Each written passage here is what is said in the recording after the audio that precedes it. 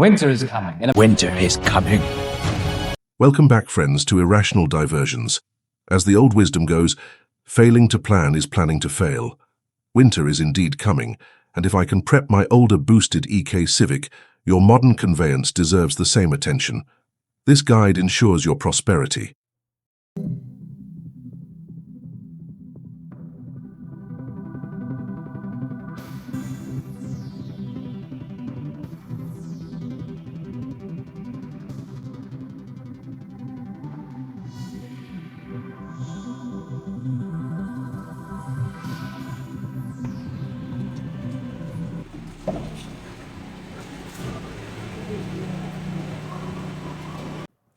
Welcome to Irrational Diversions. Today I'm going to show you some do-it-yourself things you can do to take the steps to be ready for winter, to be safe, save you a few bucks.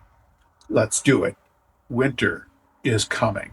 Look, I know you don't want to spend $120 at the dealership for some winter inspection. I don't want to spend it either. Times are tough. Let's do this ourselves. If you wait until there's already a puddle of antifreeze under your car, or your battery won't start when it's already 10 below, you've already lost. This guide is meant to be an easy to follow way to take care of your car and just make it through the winter. We want to ensure your modern Civic can make it through the winter without any big hassle. Let's start with the one thing that's guaranteed to leave you stranded: your battery. Look, the heart of your car is the ignition sequence. If that electrical pulse isn't perfect, you're not going anywhere.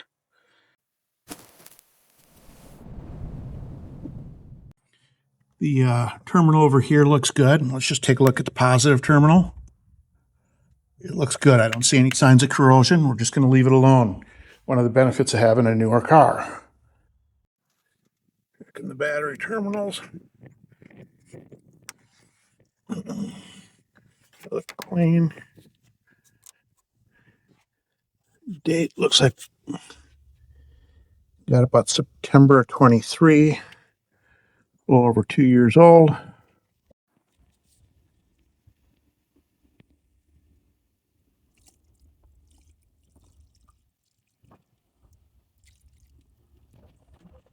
Just a little topping off.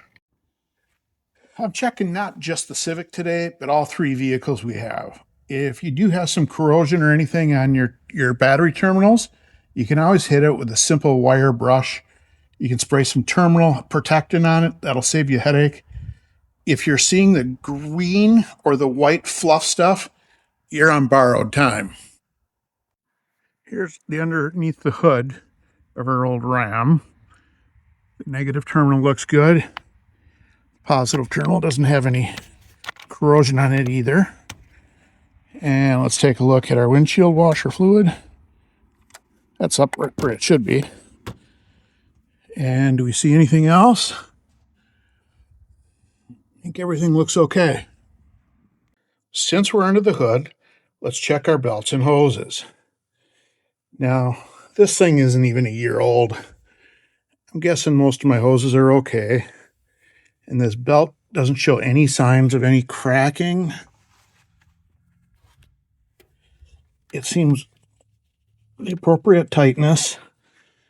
Not a whole lot to monkey around here. I will be checking out the older Accord and the Ram. Okay, look, my car is new. But if your car is over 2 years old, I start checking the brake fluid. You check the color. Mine still has a clean look to it right there. I'm not going to pop the cap off because it's hydroscopic and any moisture in the air will just get sucked right into it. But you're going to want to start checking yours after about 2 years. There's little testers that are available that will test for the percentage of water. You don't want any of that water, any other contaminated fluids. When it's 10 below, you want to be able to stop your car.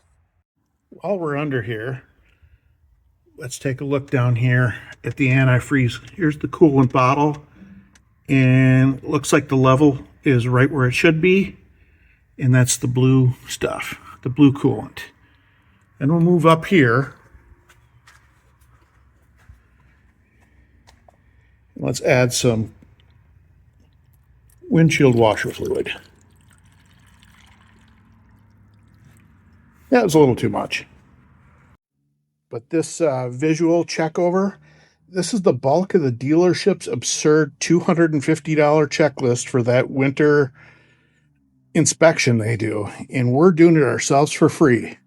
So feel free to save your money for the important things, like the fun mods that you're going to do.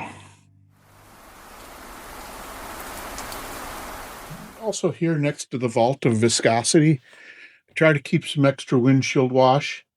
This is the 20 below stuff. You guys probably never even heard of this if you're far enough down south. This works for a few months. We start getting into January, I might start looking for the 30 below stuff. Right now, this is good. I always want to make sure I keep some of this around in the garage. And then every couple of weeks, I'll just go around and check all the cars and top them off. The other thing is I went with the Aero Avenger Beam wiper blades this year because Project Farm showed they're the value pick for snow and ice. I'm just ordering them now, so who knows when I'll be putting them on, but I'll have them available the first sign I think I need to change them. If you do need some fluid, some coolant for your car, I really suggest sticking with the Honda stuff. It's going to cost more, but with these newer aluminum engines, you can't throw the same old Prestone crap in that you have on all your other old cars, especially in my case with some of my older Chevys and other things I've had.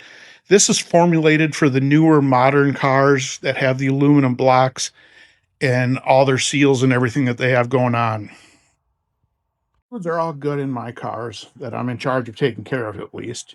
I check the reservoir levels and I'm confident in the factory mix in my car, but I do have to keep around some distilled water. I hide it from my wife, otherwise she's pouring it into her artisanal coffee machine. All right, we're done with the boring maintenance, the fluids and the stuff.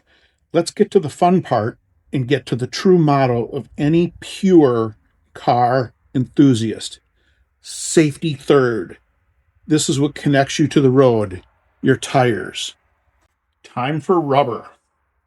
My tires are good, but cold weather makes everything shrink. There was shrinkage. Checking all this will give you the bad news that you need a $150 alignment. This is why just another item on the dealership's $375 winter protection package. My ultimate tire goal remains the same. Before the snow falls, before it gets too cold, this is when you want to run the heater and the defroster. Because if that thing quits, you're not driving a Civic. You're driving a four-wheeled refrigerator disguised as a Grumman LLV. Trust me, you don't want to commute in a glorified mailbox.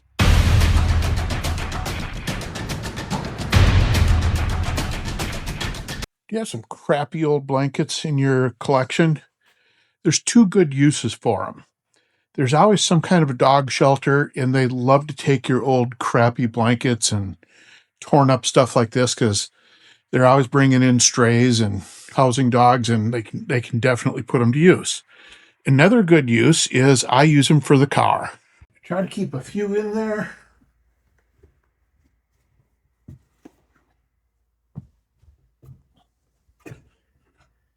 They also help to protect the seats if you use them to cover up the seats. Keep all these extra blankets for a couple of reasons. Just for emergencies for myself.